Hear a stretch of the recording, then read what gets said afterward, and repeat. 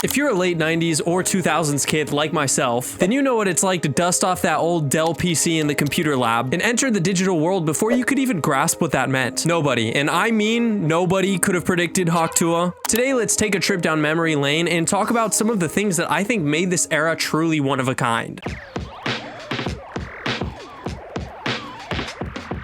The horrifying reality that kids born in 2006 are now 18 years old dawned on me when my younger brother graduated high school this summer. So just in case somehow you are completely unaware of what Windows XP is, but you're still nerd enough to watch this video, I'm gonna give a brief history background. Windows XP was first released to retail on October 25th, 2001, following up the prior version, Windows 2000, which came out in 2000.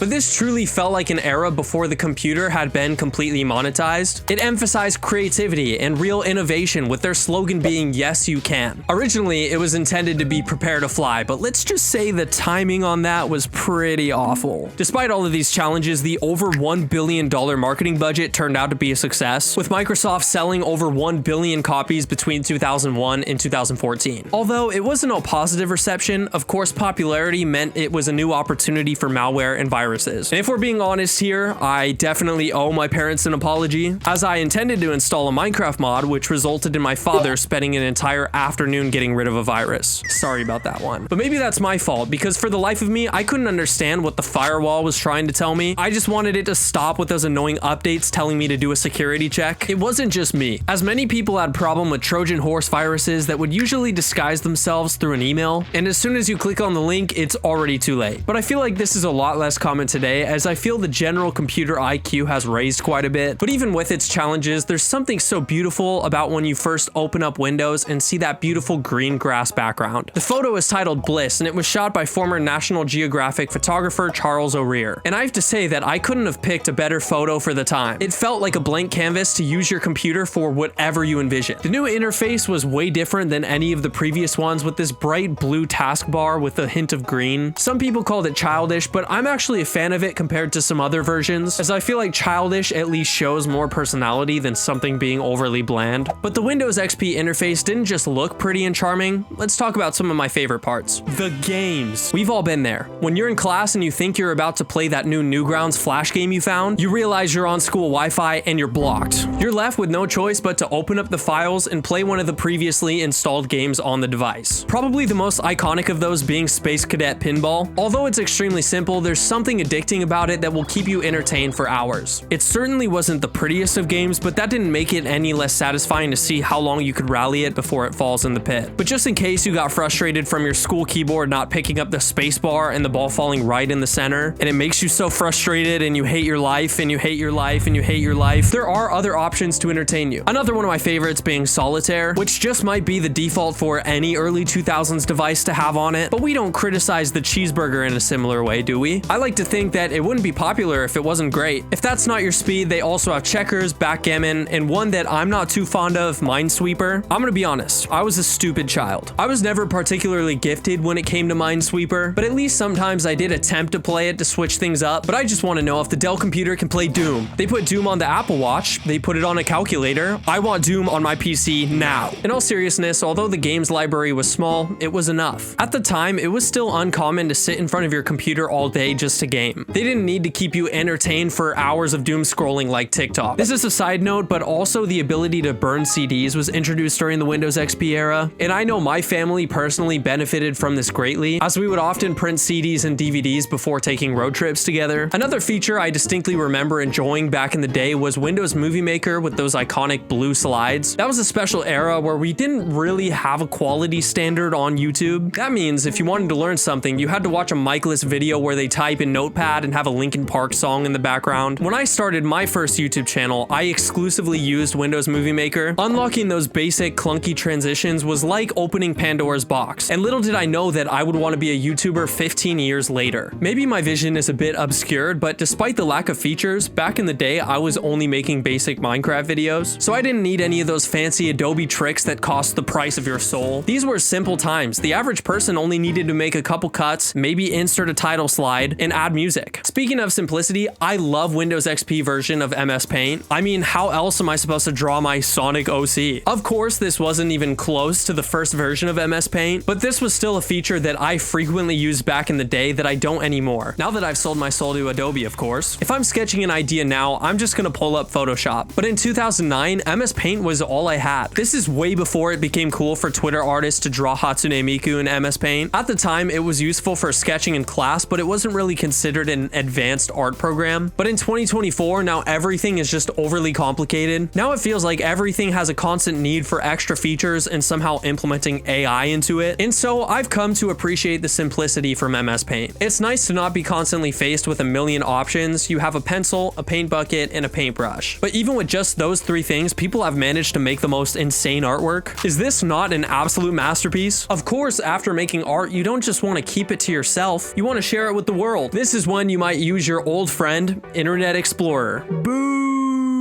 This is without a doubt the worst browser of all time. It felt like it would crash even if you just look at it wrongly sometimes. But if you were smart enough to just use it to install Google Chrome, you were opened up to an entire new world of possibilities. For better or worse, this was the beginning of those bottom text memes before they were layered in irony. This was also a time when random humor was really funny with Peanut Butter Jelly Time, Nyan Cat, Grumpy Cat, or my personal favorite, the Troll Face. But also, this is around the time that PC gaming started to rise a little bit. If you were lucky enough to have Adobe Flash Player installed at the time, you were opened up to so many amazing games like Fancy Pants, Interactive Buddy, Electric Man 2. But one of my favorites from this era was Super Smash Flash. I'll make a video on this eventually, but this era of the internet just felt so wholesome. Behind every creation, there was a genuine creator. It wasn't just about monetization or marketing or trying to keep the attention of iPad babies. You just made something, posted it, and hoped that word of mouth would catch on. There was just this certain flair of website creation back in the day before Wix, Squarespace, or Adobe Portfolio. If you wanted a website, you would just make it yourself, which gave it a less professional look, but it was more DIY. And today, looking back, although rough around the edges, there's something charming about these kinds of sites. Unfortunately, it feels like a lot of the internet from this time has been completely wiped, with a lot of older servers being completely forgotten about and eventually taken off the web. But with some luck, you can go back and look at some of these historical monuments by using something like the Wayback Machine. But eventually, all good things must come to an end. And on April 8th, 2014, Microsoft announced that Windows XP was going to be discontinued. It could just be my nostalgia speaking here, but I really do feel like we're never going to get an era like this again. As AI becomes more and more prevalent, it seems like human authenticity isn't really valued anymore. Don't get me wrong, there definitely were problems with the Windows XP era that they improved later on, but I was born in 2001. I grew up with Windows XP. So despite its challenges and limitations, this is the place where I began my passion for creation, where I learned to edit, play my first PC game, and even attempt to make music. So there will always be a place in my heart for Windows XP. And maybe you feel the same way too. But anyways, that's my time for this video. If you enjoyed this content, I make videos like this you can check out on my channel. I also make pop music that's going to play at the end of this if you're interested in that. And yeah, until next time, peace out.